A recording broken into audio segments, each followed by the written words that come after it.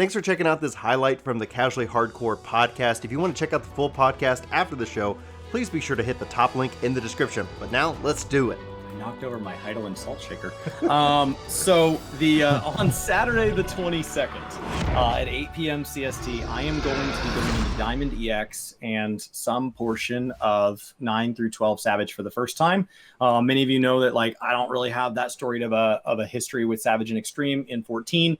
And I've had my reasons for not having done them this tier, but I was asked to come in and be one of the new people that could be carried through by veterans for raising money for cancer. Coming off the Soken announcement, welcome back, Soken. There's been a FFXIV Beats Cancer movement that's taken place. Faith Temperance Discord has organized a lot of this. And so Lama Todd has asked me to be somebody that he can carry through this stuff. And hopefully we can raise a little money along the way. So I'm going to be live 8 p.m. There will be links in the chat and stuff. If you want to support it through that, feel free to come hang out. All right. So we've got that's a big charity. So also really important, especially after that announcement. Larry, a question to you. How did you take that news? Because I didn't hear about it until the next day. Because I'm the Snoken thing? Yeah.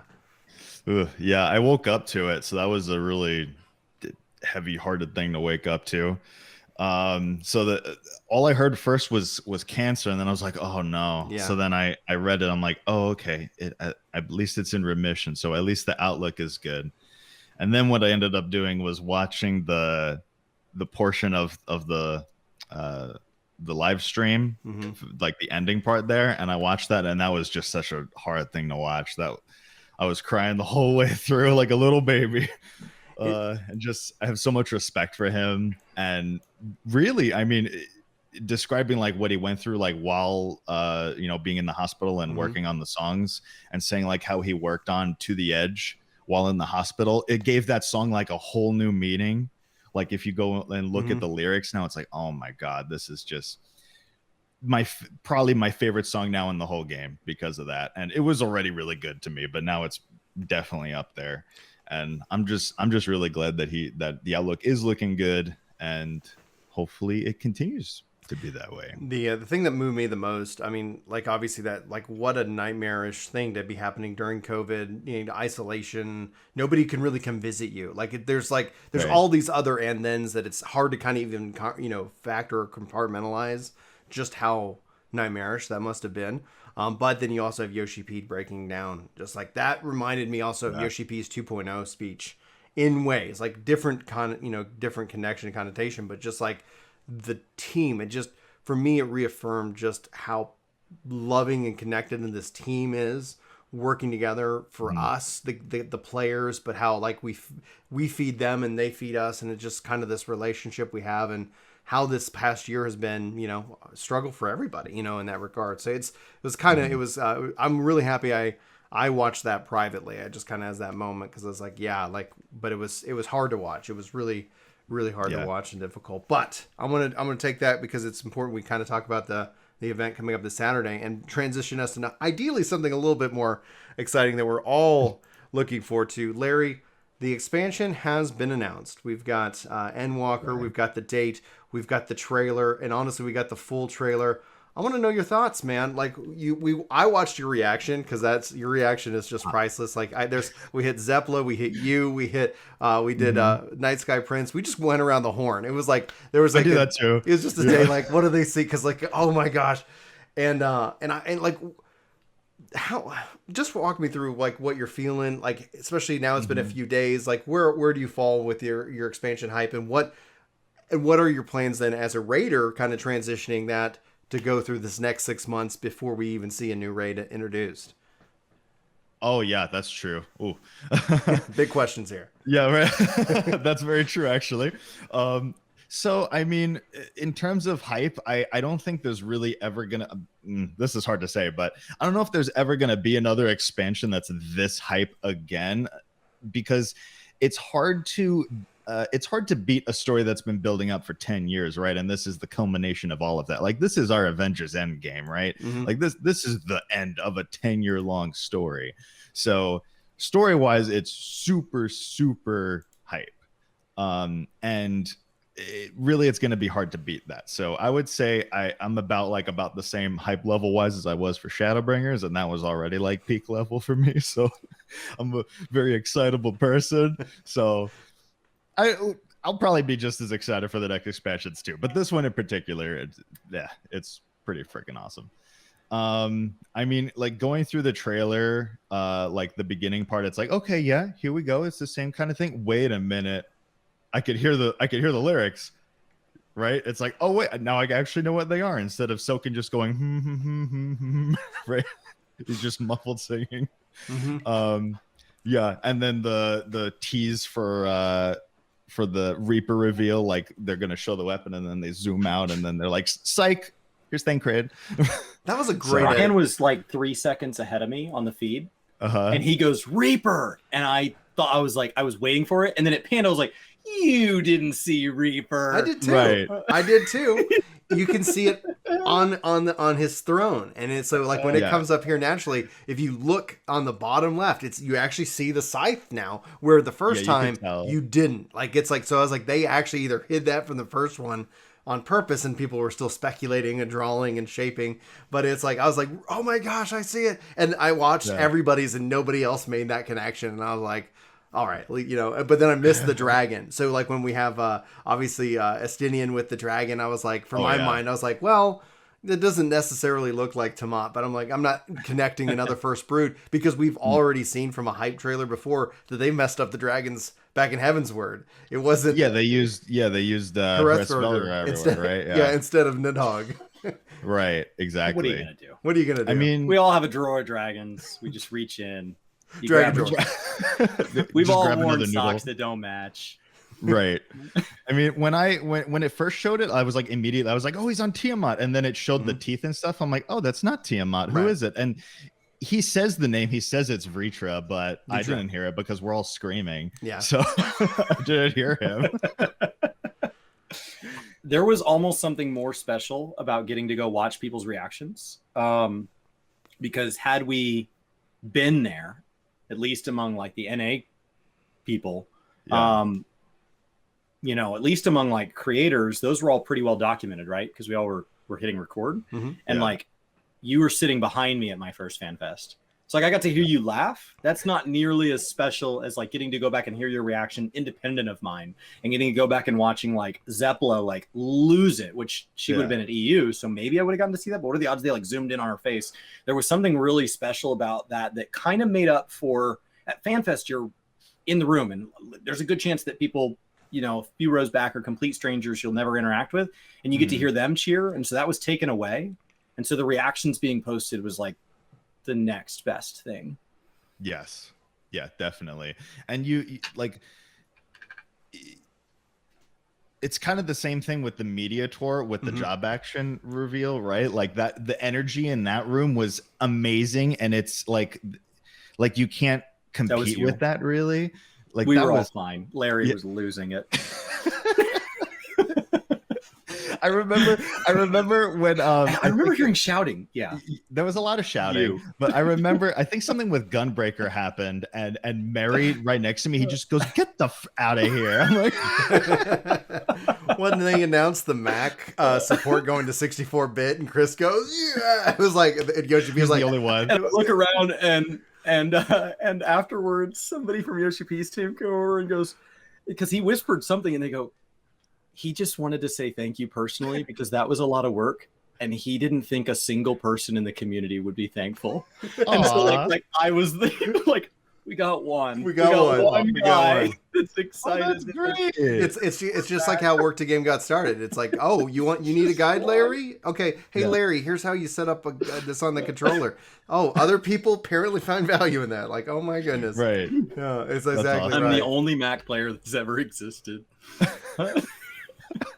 Oh my goodness. Yeah, everybody else is just like, okay. That's nice.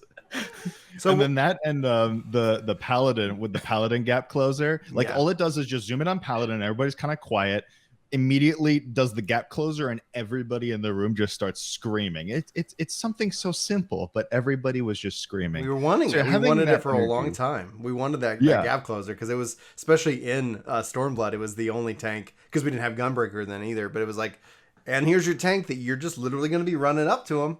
You're always Right. running, can't do nothing about it. And I was hopeful. I'm happy they got it, but I was hoping that there would be something where they toss their shield and kind of teleport to it, like obviously for 15. But I probably would have been a little bit like I crazy. wanted him to ride it like a sled, like toss it down like a surfboard, and just like Yeah. Yeah, like you do in caution to the Zelda. wind. Yeah. So beyond obviously like the fact is that we got we'll come back to the kind of the summer gap, but what do you think about Reaper? Like were you in the pro Reaper camp? Because we didn't get a collab before this, but I know there was a lot of people most people I talked to were pro Reaper, but there was an offset of Templar or Temple Knight, and that like people had like different theories. There is a persistent one of the things the Geomancer crew is still out there somewhere, like trying to find any thread that job's coming, but where do you fall with Reaper?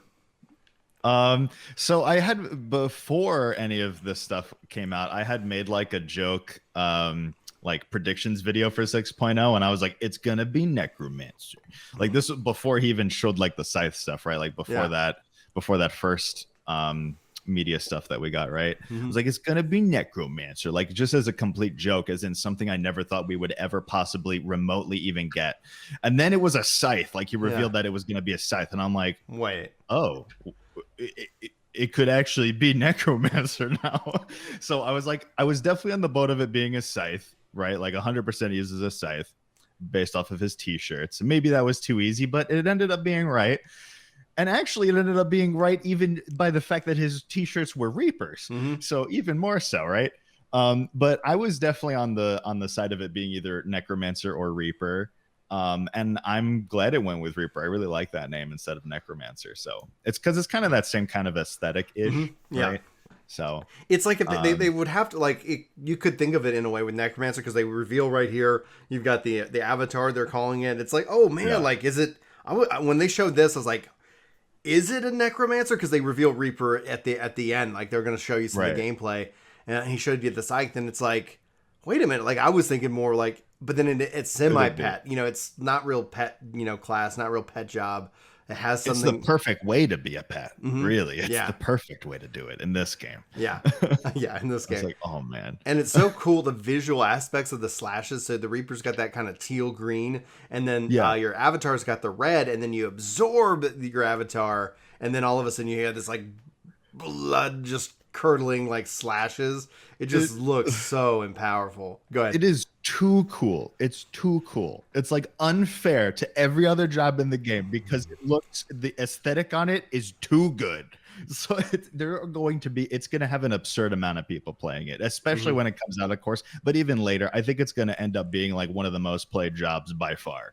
And I think this is also going to be the job that is going to make people even want to just play the game, right? Yeah. I mean, it's super edgy. You just got to have a super duper crazy edgy job, and that's the one that's going to get people to play the game. Yeah, so, one of the things that I'm seeing just in stats alone from guides and things like that is that, if nothing else, the Endwalker trailer and all that has served as a driving factor of people to either come back to the game or consider it for the first time. And Reaper alone, I would credit a lot of that too. I think Reaper is an aesthetic that people want to go and check out. It looks. Let's just put it in every thumbnail between now and Endwalker. It's all every Reapers. Single one is just Reapers. How to play Scholar, Reaper. Yeah. Every thumbnail will be Reaper. Reapers all the way down. Absolutely. Not even joking that you're probably onto something there. So what's your Final Fantasy XIV tier list? Reaper. Yeah. All the way at the top. All the way at the what about Sage? It's now a Reaper. It's oh man, that'd be so crazy. The fact that also that aesthetic and the fact that it uses Dragoon gear, which historically has usually been top tier glamour wise as well. Dragoon always has really good glamour sets going on. So it's just top tier in all aspects, really. And yeah, like the animations look freaking like super smooth and fluid. It's just everything about it is just really cool looking. What I'm just wondering about, and I don't think they necessarily think about meta in the way that like a lot of like raiders and stuff like endgame people do. They don't really think of it in that way. They think of it more of like how it fits in to be able to for everybody to play, right? Like for it to do all kind of content. So they have to think of it in a certain degree. So I'm just wondering where it's going to fit in terms of like the DPS scale of like, I'm thinking it'll be kind of similar to Dragoon DPS range. Like it can't be top DPS because that's what Samurai already does, right? Well, we already have that. Being that it shares Dragoon gear, though, it should have a little bit higher level of survivability, I would assume. Because Dragoon gear is a little bit more plated base, so it has a little bit more. Even though we laugh about floor tanks, at the end of the day, like it should have a little increased survivability. The question then comes into is that does it have any utility whatsoever or not? Right. Dragoon has the ability to buff the party. Like, is that sacrificed for more just personal damage with the Reaper themselves? Or are they just like, sorry guys, I'm here to just like shred things and I don't know, eat some smoked chicken. But yeah, like aesthetically, you would think it would be like it looks like what a selfish DPS looks like to me. But if the damage is lower than Samurai, then it must have some kind of utility. Like it must do something to help. So it's like, okay, what kind of utility would they give it that would aesthetically fit? What about a raise? And yeah, that was my first idea. I was like, what about a raise, but it does something different? Like, what if it's like, what if you have like a re-raise, like you give it to somebody and it has a buff on there and it lasts like 30 seconds. And if you die within those 30 seconds, you get raised. What if it's something like Living that? Dead that can't be cast on itself. It's just, you raise somebody with Living Dead on them, right? Like that's your problem now. Like, well, I can't fix this. You put a long cooldown on that, and then that's still almost like, how do you not then have that as a must in all progression groups? Like I don't know. I don't know if it would be a farm job, but it's like that would be a must job to have as a part of that, because you could be like, oh no, healer got it on you, you're back, baby. Exactly. Because that's and then, oh man, like honestly though, I think I would love to see something like that, especially if they ever do bring in hard 4-man progression dungeon system or something like that, because it's like, then you would say, yep, you got somebody to get your healer back up so you guys can keep going. But man. Right. Interviews implied that if we're getting hard 4-man, it's going to be an extension of the deep dungeon. It's not going to be modified dungeons. Right. Yeah. My hope for any kind of deep dungeon, though, in that regards, not modifying the dungeons, is just pull from the aesthetic of the dungeon itself. Like, it's like, hey, we're going to pull from this art palette, and all of a sudden you're running, like this boss sprint or whatever, just like as a floor than anything else. And that's just where I'm like, I like the visual change. I like that's one of the things I love about Deep Dungeon Heaven on High. Like, yes, they're square boxes. Okay, cool. Visually, there's that, like, you get deeper and it brings in new music and it does different things, so it is continually serving that like that flavor of the month, the week. It's just like, yeah, okay. And then if they could find a reason for me to kind of keep going back into it, which I'm forcing myself back into it and I'm having a blast, but yeah, just put something out there just to keep going. We spent enough time on that. Like, a whole podcast could be dedicated to Reaper and mid-core content. Okay, let's talk about the summer before we move into our second topic, though, because we get the date, November 23rd. Have you canceled Thanksgiving with your family? Like, yeah, it's like, okay, Mom, I can't go eat Thanksgiving with you unless I've cleared the story. But no, I mean, we usually do end up doing the story in like 2 or 3 days ish, and that's playing all day. So for the people that don't get the ability to play all day, then you're probably going to finish probably about where Thanksgiving is if you play about like 4 or 5 hours a day. So that's cutting it a little close. But yeah, I ended up taking off for that. So it's like, ooh, I got like a good week and a half just to play it. So that's exciting. It does beg the question of what's going to end up having with raids, because it's like 2 to 4 weeks, like 2 weeks after usually is normal mode, and then 2 weeks after that is savage. Right. And if that's what they end up doing, it's the week of Christmas. It's Christmas, baby. So if you don't do that, it's New Year's. So like, there's no way to win it. Yeah. Yeah. WoW released their expansion right up against Thanksgiving last year, and it is just a mess. And it made that mess. So, but then they decided not to release another patch ever again, and that solved it. We have a lot of events this summer. How do you feel about like the 15 event coming back, and we'll have the Rising? I didn't see them mention the Halloween event, so they named everything that's going to happen. So there just won't be one, or we just never doing those again, because we didn't get one last time. We didn't get one last time. We didn't. I forgot about that. Got canceled for COVID, and then we just canceled this one for canceling. Yeah. Well, they could probably finish it, right? Because I would assume that they'll still. Reaper seems appropriate. Just release Reaper for for Halloween. Yeah. Oh my god, that would be amazing. But no, you just be Reaper for like an hour, and then you have to give it back up. Happy Halloween. Yeah, they just like release like a beta version that you could just like download a beta client and be able to just test out Reaper. Yeah. I mean, I'm okay without the Halloween. I usually really like the Halloween events though, so that's kind of sad. Rising is usually one of my favorites as well. They usually end up doing like really cool, clever things with the Rising event, so I'm excited for that. And the 15 event, I did it, so it doesn't matter to me. But yeah, I saw them breaking it down by month, and then I was like, well, September's open.